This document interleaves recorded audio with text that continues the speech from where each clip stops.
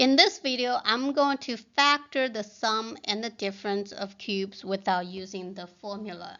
So instead of using the formula, I'm just going to use the table to help us go backwards to find the factors for this sum of cubes. So to do that, I need to know what two things multiply will give me 27a to the third power, and then the last term is going to be positive ab to the third power.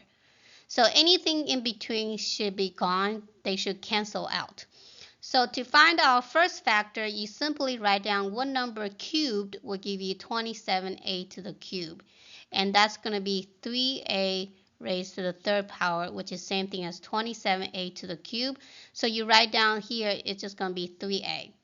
And then plus, what number cubed will give you ab to the third power? Well, that's going to be 2b raised to the third power. So on here, I'll just write 2b. So just write down what's being cubed. So now I know my first factor, 3a plus 2b. I need to know what factor multiplied by this should only give me the first term and the last term. So anything in between should cancel out. So to get a number above the 27a to the cube, I simply divide that by 3a, and that's going to give me 9a squared. And now I can use that answer to multiply by 2b, so that's going to give me 18a squared b. And I need to get rid of 18a squared b, so positive 18. So if I add that to negative 18a squared b, that will cancel out the 18a squared b. So now I can figure out the number above it. 3 times negative 6 is negative 18. A times a is a squared, and then I need to add the b to bring down the b. So now I can take that answer and multiply by 2b, and that's going to give me negative 12ab squared. And again, I need to cancel out that negative 12ab squared by adding to positive 12ab squared. So that will cancel out.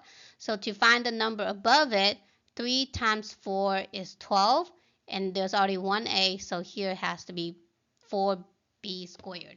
So you can see that 2b times 4b squared will give me ab to the third.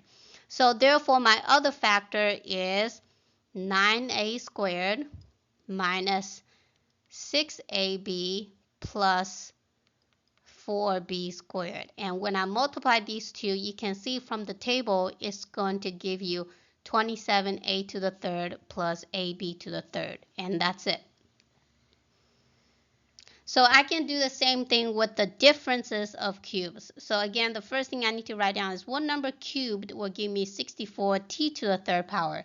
And that's 4t to the third power.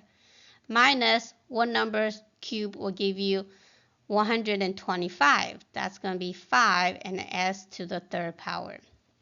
So now I can, again, use the table to help me find the factors. So the first factor, again, you just write down what's being cubed, and that's 4t. And the second one is negative 5s to give me negative 125. So again, the first term multiplied together must give you 64t to the third, and then the last term must be negative 125s to the third.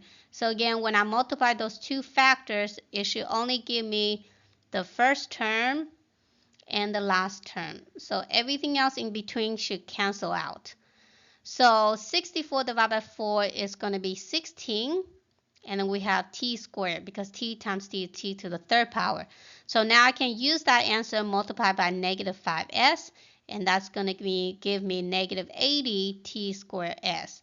So I need to get rid of that negative 80 t squared s by adding 80 t squared s diagonally. So that will cancel out when I combine the like terms. And now I can figure out the number above it.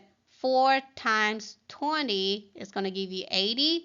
And I need another t to make a t squared and then an s. So now I can use that answer multiplied by negative 5s, and that will give me negative 100 ts squared. So again, I need to remove the negative 100 ts squared by adding positive 100 ts squared. So now I can figure out the number above it.